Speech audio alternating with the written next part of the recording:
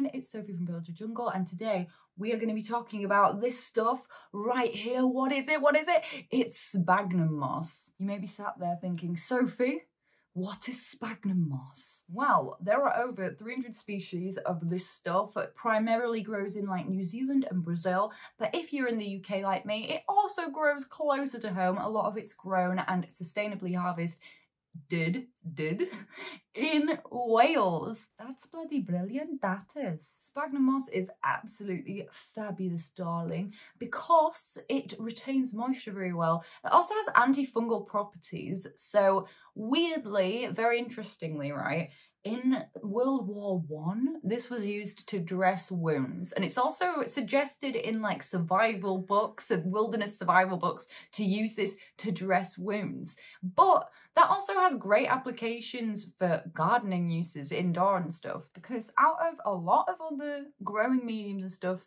they can't all say that they have antifungal properties, can they now? No, they cannot. There is so much stuff that you can do with this squishy sponge of goodness. So without further ado, here are the top 10 uses for sphagnum moss for indoor gardeners. Now, do you like big leaves? Because I like big leaves. I love big leaves. Feast your eyes on that. Oh, mama. Now that is a nice leaf. Now, I'm going to show you the leaf that came before, which was this little guy. Now, that size difference is a bit crazy, isn't it? And it's all thanks to moss poles, which are my favourite use of sphagnum moss. This is an anthurium, and not all anthurium climb, but most philodendron do climb. And if you want to grow those kind of plants, then you're probably going to need to use moss poles at some point if you want to get the big leaves. And why does this help this plant grow? Well, it mimics the environment it grows in, because these plants usually grow up trees. They would be in like a temperate environment in the rainforest, and it would be covered in moss, very moist all the time. So providing something like this, which can retain water for us, is great, because we can also add nutrient solution to this and it will hold it. So it's allowing the plant to continue to establish its root system at different points along the stem. It's allowing it to take in more nutrients and ultimately giving you some big mama leaves like this one. You can even see on this one how well this works, because you can see these roots all rooted in the back there. And a little side note about moss poles, I do recommend the Soil Ninja Live Sphagnum Moss in the D-shaped moss poles, because they just retain the moisture a lot longer and you don't have to keep topping it up as much. So moss poles, the best. Number 2 is sphagnum moss prop boxes. Now these have been like an absolute game changer for me in gardening, especially because some things will root okay in water, like I'm thinking Monstera, philodendron, begonias, they root really well in water. But what about the things that want to be a little bit more finicky? And that is where sphagnum moss comes in, because it creates such a great humid environment in this box like that. It's the perfect substrate because it's aerated, but it can keep things moist for a long time. Like you can often properly moisten your moss, stick it in a moss prop box and not have to check on your props for weeks, and they still won't need a spray top up of water because the humidity has been so high in there. I've tried like leca, perlite, whole bunch of different propagation methods, and sphagnum moss is my highest success rate. And it's also a way that if you've ever got bare stems and you want to do what's called a wet stick propagation, you can successfully make a whole new plant sometimes from a tiny little chunk of wet stick by nestling on top of the sphagnum moss, and it's great. So I just use these big boy containers that you get from like B&Q or stuff, maybe Home Depot if you're American. I don't know where you sell containers. And you can do it 2 ways, and I mix and match these 2 ways depending on the process, where I am in the process. So there's sticking the whole bottom of the box with moss and just popping your props in, and there you go, voila.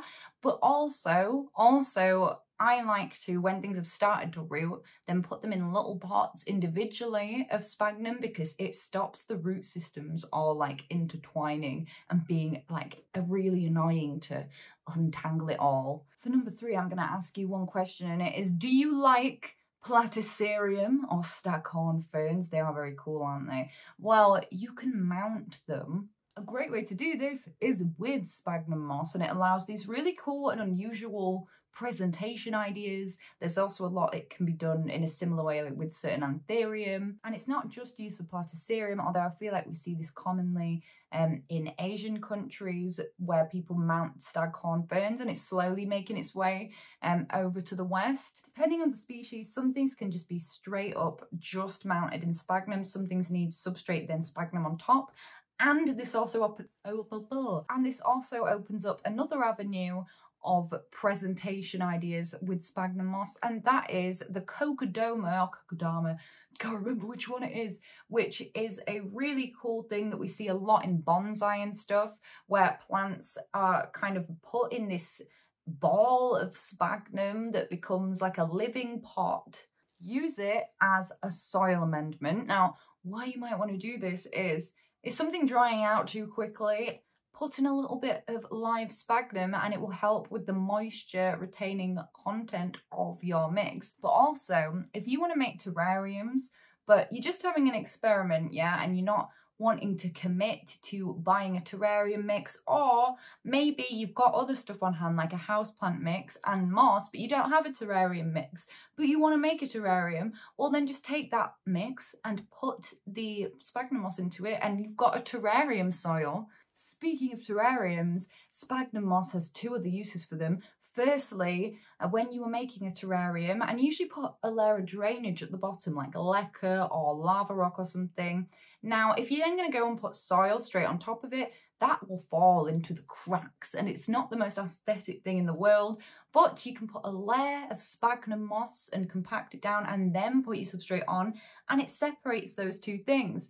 Also, it keeps the moisture elevated in that enclosure for longer, which is particularly useful if you've got stuff like isopods, like we do. And the second application for terrarium is, and also other plants really in a decorative way, that you can grow out the live sphagnum moss. When it's sphagnum moss like Soil Ninjas that is live, like you can literally set some of this in a pot and keep it near a grow light, keep it really misted, and you can grow your own green moss, which you can then use for top dressings. There are loads of different types of mosses that you can use in terrariums, but it's a great affordable option to get that really nice green, vibrant look finish to your terrarium without having to go spending a load of money on like different types of moss, bud moss, reindeer moss, all that jazz. If you've ever had a plant where all of the roots unalive because of severe dehydration or whatever reason that you've had to remove the roots, this is Auntie Joy's anthurium, well, the roots had been severely dehydrated, then sticking it in some sphagnum moss is an excellent way to rehab the plant. This has saved so many plants for me, particularly alocasia. When I was finding my feet with alocasia, I have managed to revive an alocasia Frydek 5 times. It's getting ridiculous now. 5 times using sphagnum moss, because the fact that it retains that moisture but provides air pockets still and then elevates the humidity in those air pockets, accelerates the root growth, who's Ruth? The root growth massively, so it recovers a lot faster. My jaws clicked like so many times in this video, so many times. So it can help to activate roots on nodes that are higher up that weren't previously activated to form an overall stronger root system the next time around. Next we have seed stratification, which is something I'm doing in this box here. I'm also doing it in various yogurt pots with some anthurium clarinervium seeds. Before I'd ever grown anything from seed, I didn't know what seed stratification was. So sometimes you can't just plant up a seed, you have to actually like give it a helping hand. And I've also seen it used to germinate fern spores. It does take a very long time, but it can be done. One thing I personally use it for is potting orchids. A lot of people will just pot up orchids in straight bark, and once a year they'll have to sort it out because it ends up having root rot and issues. And I just find that in the UK environment, mixing sphagnum moss and orchid bark in layers provides an environment that's much more similar to this plant's natural environment. So this is a Phalaenopsis that I got, and it had some root rot, a bit of classic orchid root rot when I bought it from the garden centre and I treated it with hydrogen peroxide. I've potted it up like this. And what do we know? A few weeks later, we've got a new branch coming off the spike, and we've got new little orchid buds there. This one is one that I did not know until yesterday, and I had no idea. Sphagnum moss can be used as a growing medium for loads of carnivorous plants. Now, I'd heard about growing carnivorous plants in peat moss, but why don't we like peat? Because peat is bad. Damn it, peat. God damn it, peat. Peat should leave. Peat should get the f out. Peat is bad because it's bad for the environment. We hate it. We hate it. Whereas sphagnum moss that is locally sourced, that's not being imported from another country, that is sustainably sourced, meaning that it's not just all like taken out of its environment. It means it's purposefully being grown there. They harvest a suitable amount for it to replenish itself each time, and that is this cycle of the happy sphagnum cycle. So if you are a carnivorous plant lover and collector, it's a good option that's a lot more environmentally conscious. Finally, at number 10, can we get a drum roll? Air layering. There are a few different types of air layering. You can basically do it with soil and different mediums. In fact, I have done it with soil in a bag before as well.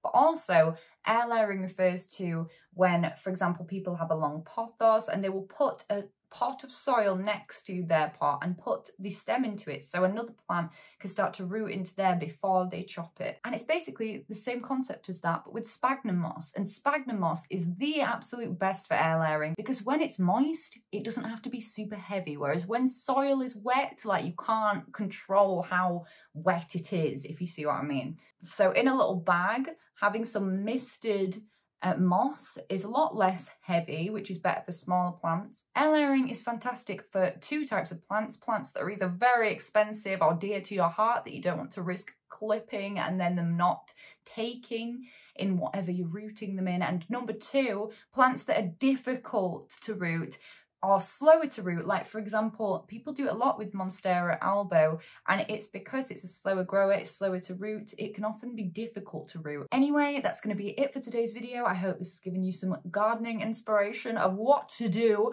with your sphagnum moss. If you would like 10% off some sphagnum moss from Soil Ninja or any of their substrates or components for that matter, then do feel free to use my discount code SOPHIE10 for 10% off, and I will also get a 13% commission. Trust me when I say I freaking love this stuff. I freaking love this stuff. I would love to know, what is your favourite use for sphagnum moss? Do let me know in the comments down below. At the moment, I post long form videos on Fridays, so please do hit that button, subscribe to be notified when I next make a video. I also post every day on TikTok. There's all kinds of funky business on there, and I also live stream at least once every week. And I hope you're having a great day thinking about house plants.